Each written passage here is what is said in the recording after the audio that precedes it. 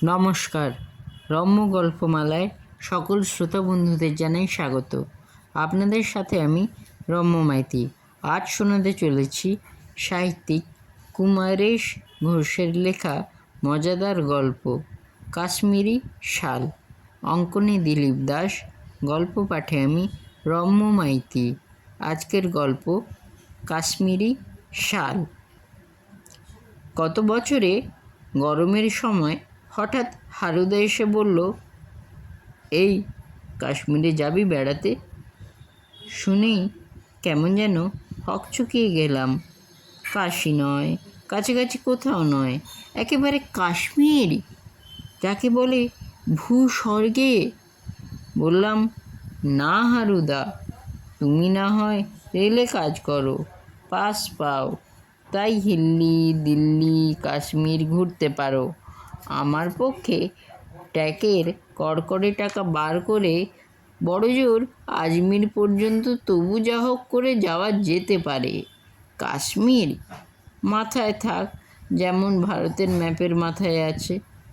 কিন্তু হারুদা দমল না, বলল, আরে এখন তো হিল স্টেশনের টিকিট পাওয়া যাচ্ছে কম টাকায়, চল চল। মানে ব্যাপার কি জানিস, একলা কোথাও যেতে ভালো লাগে না। বলে বলল, আচ্ছা ঠিক আছে, তুই ভাড়াটা দে শুধু, ওখানকার খাওয়া দাওয়ার খরচ আমার। কিন্তু আমি আমতা আমতা করতে লাগলাম, সে কীরকম হবে হারুদা, তোমার ঘাড়ের উপর। বেশ, হারুদা সঙ্গে সঙ্গে সে সমস্যাও সমাধান করে দিল। তোর খাওয়া খরচা না হয় তুই করিস, থাকবার খরচটা কিন্তু আমার। হাউস বোটে থাকা যাবে ক্ষণ দুজনে, এরপর আর আপত্তি করা চলে না। আর আপত্তি করাটাও বোকামি। এক্ষেত্রে যা করা দরকার তা হচ্ছে টাকার জোগাড় করে ফেলা। আর জানি তো হারুদার এমন দিলদরিয়া মেজাজ হবার কারণটা কি। মানে হারুদা বেশ দু পয়সা উপরির ব্যবস্থা, যাকগে সেটা চেপে যাওয়াই ভালো। অতএব হারুদার কৃপায় এবং চেষ্টায় কাশ্মীরটা দিব্যি ঘুরে বেড়ানো গেল। কদিন হাউসবোটে কাটানো গেল আরামসে। ডাল লেকে ঘোরা গেল শিকারায় চড়ে। মুঘল গার্ডেনগুলো দেখা হলো, যাওয়া হলো গুলমার্গে, সোনামার্গে। এবং ফেরবার আগের দিন কিছু কাঠের কাজ করা শৌখিন জিনিসপত্র কিনে ফেললাম দুজনে। অবশ্য হারুদা বেশি, আমি কম। কিন্তু হঠাৎ একটা বাড়তি জিনিস কেনা হয়ে গেল। ঠিক বাড়তি নয়, জিনিসটা দরকারি, একখানা শাল। দোকানে শালটা দেখে আমার খুব পছন্দ হলো, অথচ দামটা মনে হলো বেশ কমই। হারুদা জিজ্ঞেস করলো, কিরে নিবি? আমি ভারী গলায় বললাম, না থাকে, টাকা কম পড়ে যাবে। সঙ্গে সঙ্গে হারুদার উত্তর, আমি দেবো ক্ষণ টাকা, তুই কলকাতায় গিয়ে দিয়ে দিস যেন। নিয়ে নে শালখানা, ভালোই, দাম অনেক কম। হাতের কাছে এমন টাকা জোগানদার থাকলে লোভ সামলানো বড় দায়। অতএব মুখে দুশ্চিন্তার ভাব দেখিয়ে এবং মনে মনে আনন্দে ডগমগ হয়ে কিনে ফেললাম শালখানা। কিন্তু ওই শালের জন্যই যে আমাকে পরে বেসামাল হতে হবে তা ভাবিনি মোটেই, এবং সেখানেও ওই হারুদাই আমাকে বাঁচিয়েছিল। ব্যাপারটা হলো, কলকাতায় এসে কেবলই মনে হতে লাগলো, কবে শীত পড়বে, কবে শীত পড়বে, আর ভালো করে পড়বে তো। কলকাতায় যা শীত, হয়তো শাল জড়াবার সুযোগই পাবো না। শেষ পর্যন্ত গায়ে শাল জড়াবার জন্যে না আবার টিকিট কেটে কাছাকাছি দার্জিলিং ছুটতে হয়। না, তা হলো না। কলকাতায় যথারীতি গরমের পর বর্ষা এলো, বর্ষার পর এলো শরৎ, আর হেমন্ত গলাগলি করে, এবং শেষ পর্যন্ত শীতও এলো। এই শীত না এলে কত জনের কাছে ভালো, আর আমি বসে আছি শীতের পথ চেয়ে। একেই বুঝি বলে কারো পৌষ মাস, কারো সর্বনাশ। পৌষ নয়, অঘ্রাণ মাসেই আমার সুযোগ এসে গেল গায়ে শাল জড়াবার। ভগবান হয়তো আমার মুখ চেয়েই অঘ্রাণের শেষেই বেশ হাড় কাঁপানো শীতই নামালেন কলকাতায়। আর আমাদের এক বন্ধু অনিল ভৌমিকের বিয়েও ঠিক হয়ে গেল ওই সময়টাতেই। বন্ধুর শুভ বিবাহের শুভ দিন আমার পক্ষেও শুভ দিন হয়েই দেখা দিল। বন্ধুর বিয়েতে বরযাত্রী হয়ে গেলাম আমি, হারুদা, প্রফুল্ল অর্থাৎ প্রফুল্ল দাশগুপ্ত, নিহার পাকড়াশি, সন্তোষ রায়, অনিল চক্রবর্তী, কেশব মুখুজ্জে এবং আরও অনেকেই। আমি শালটাকে বেশ কায়দা করে গায়ে জড়িয়ে নেমন্তন্নে গেলাম, কিন্তু ওই শালি যে আমার কাল হবে তা কি করে জানবো? সন্তোষ রায় এককাল হেসে বলল, কে বাবা, খুব যে সালিয়েছ। হেসে উত্তর দিলাম, আগে হ্যাঁ, নিজের পয়সায় কেনা কিনা, সাক্ষী ওই হারুদা। হারুদা হেসে বলল, ঠিক বলেছিস। নিহার পাগড়াশি একটু ঘুরিয়ে কথা বলল, কোত্থেকে কেনা হলো? বললাম, একেবারে বাপের বাড়ি থেকে, মানে কলেজ স্ট্রিটের কোনো শাল হাউসের থেকে নয়, একেবারে কাশ্মীর থেকে। অনিল চক্রবর্তী শালটায় হাত বুলিয়ে বলল, খেলো মাল, কত দাম নিল? শুনে চটে গিয়ে বললাম, ডাল দেখে শিকারায় চড়ে যখন যাচ্ছিলাম দেখি শালখানা জলে ভাসছে, তাড়াতাড়ি তুলে নিয়ে নিংড়ে শুকিয়ে বাক্সের তলায় লুকিয়ে এনেছি। কেশব মুখুজ্জে বলল হেসে, এর সাক্ষী কি ওই শ্রীযুক্ত হরেন্দ্র হালদার? হরেন্দ্র হালদার মানে হারুদা। হারুদা বলল, আমি মিথ্যে সাক্ষী দিতে রাজি নই। সন্তোষ রায় বলল, শালের কথা উঠলই যখন তবে শোন, শাল ছিল আমার বাবার, নেওয়ার রাজার দেওয়া শাল। সে শাল কোনোদিন গায়ে দেওয়ার দরকার হতো না। বিছানায় ভাঁজ করে পায়ের কাছে রাখলেই বিছানা গরম হয়ে যেত। শেষ পর্যন্ত পা দিয়ে ঠেলে শালখানাকে বিছানা থেকে মাটিতে ফেলে দিতে হতো। আমরা সিমলা মুসৌরি গেলে লিপ কম্বল কিছুই নিতাম না, শুধু একখানা শাল নিতাম।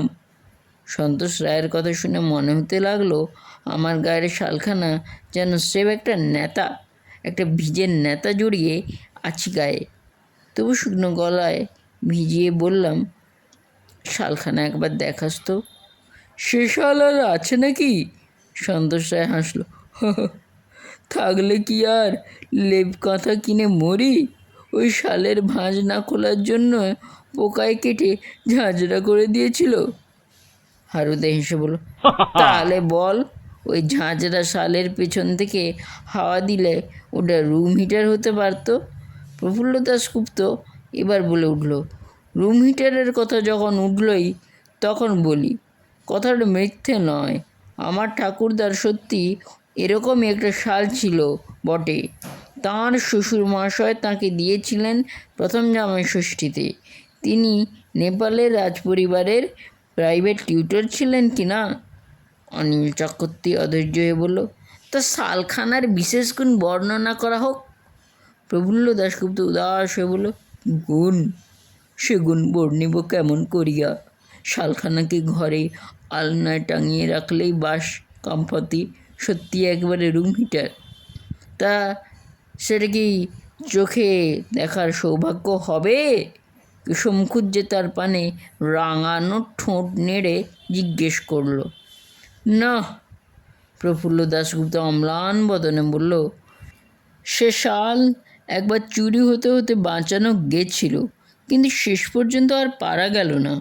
প্রথমবার শীতকালে একটা চোর ঘরে ঢুকে আলনা থেকে শালখানা নিয়ে ঘর থেকে বেরোবা মাত্র ঘর ঠান্ডা বরফ হয়ে গেল, আর সঙ্গে সঙ্গে দারুণ শীতে ঘুম ভেঙে গেল ঠাকুরদার। ঠাকুরদা কাঁপতে কাঁপতে উঠে ঘর থেকে বেরোতেই একটা গরম হাওয়ার ঝলক তার গায়ে এসে লাগলো। ব্যাস, ঠাকুরদা বাঁই বাঁই করে ছুটলেন সেই গরম হাওয়া লক্ষ্য করে, আর হাতে নাতে ধরে ফেললেন চোরকে। কিন্তু পরের বার আর শালখানাকে রক্ষা করা গেল না। ঠাকুরমা নিজের হাতেই তুলে দিলেন চোরকে। বুঝলাম না ঠিক, জিজ্ঞাসা করলাম আমি। বুঝলি নে? প্রফুল্ল দাশগুপ্ত বলল, ঠাকুরমা নিজের হাতে শালখানা তুলে দিলেন শালার ধোপা চোরকে। শালখানা ময়লা হয়েছে দেখে ধোপা আসতেই ঠাকুরমা সেটাকে ধোপাকে দিলেন কাচতে। ঠাকুরদা পরে শুনতে পেয়ে একেবারে হাঁ হাঁ করে উঠলেন, কিন্তু ধোপা ততক্ষণে একেবারে হাওয়া, দেশ ছাড়া। এখন হয়তো অন্য কোথাও সে তার ব্যবসা খুলেছে, আর বর্ষাকালে তার কাপড় শুকোবার জন্য একদমই কোনো মাথা ব্যথা নেই। সব শুনে হারুদা হেসে বলল, যাক, ভাগ্যিস চুরি গেছিল, তাই শালখানা দেখাবার দায় থেকে বেঁচে গেলি। কেন, আমি কি মিথ্যা কথা বললাম? তেড়ে উঠল প্রফুল্ল দাশগুপ্ত। থাক থাক, চেঁচাস নে, হারুদা বলল। ফুলে যাস নে, আমরা এখানে বরযাত্রী হিসেবে এসেছি। বেশি বাড়াবাড়ি করলে লুচি মাংস খাওয়া বেরিয়ে যাবে। অনিল ভৌমিকের ভাবি শালারা এসে গলা ধাক্কা দিয়ে বিদায় করবে, তখন কোনো সালিশি শুনবে না। তারপর গলা নামিয়ে হারুদা বলল, বরং যে যা বলছে শুনে আর চেপে যা। তবে আমিও বলি একখানা শালের কথা। অবশ্য সে শাল তোদের মতো বাপ ঠাকুরদার ছিল না, আমার নিজেরই ছিল। বলেই হারুদা আমার দিকে চেয়ে আরেকবার চোখ টিপল। আমিও একটু নড়ে চড়ে গায়ের শালখানা ভালো করে গুছিয়ে নিয়ে চেয়ারে সোজা হয়ে বসলাম। হারুদা আমার শালখানা দেখে বলল, কাশ্মীরের ওসব কি আর শাল, স্রেফ খদ্দের ধরার জাল। গরম শাল বলতে ছিল আমার সেই শালখানা। শাল বনে ঝুলিয়ে রাখলে বোধ হয় বনে আগুন ধরে যেত।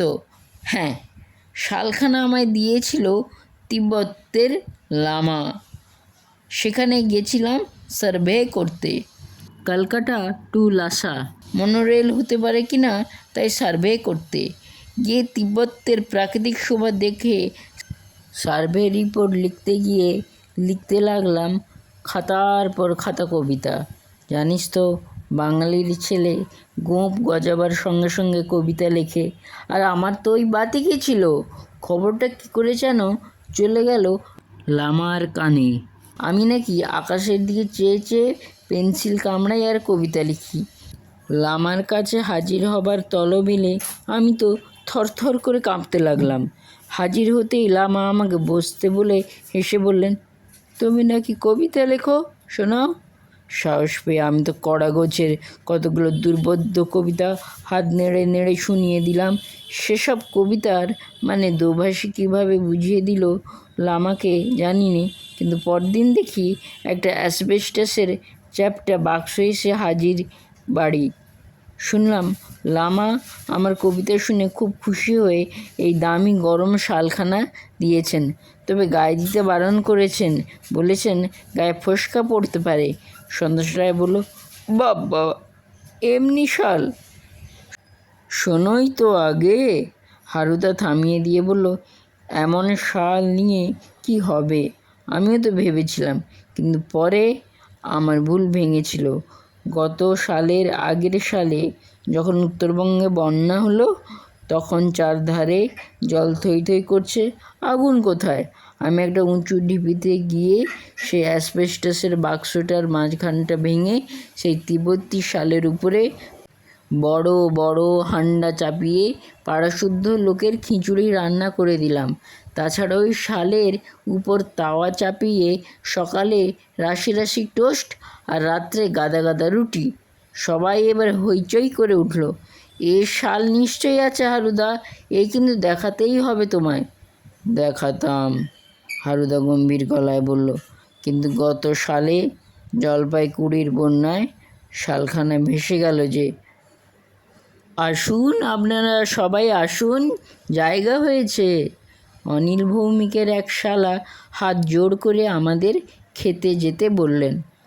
আমরা উঠছি, এমন সময় দেখি সুনীলময় ঘোষ আসছে ছুটতে ছুটতে। বলল, দেরি হয়ে গেল, জানিস তো বদলি হয়ে গেছে অনেক দূরে, সেই মেদিনীপুরে গোদাপেয়া শাল।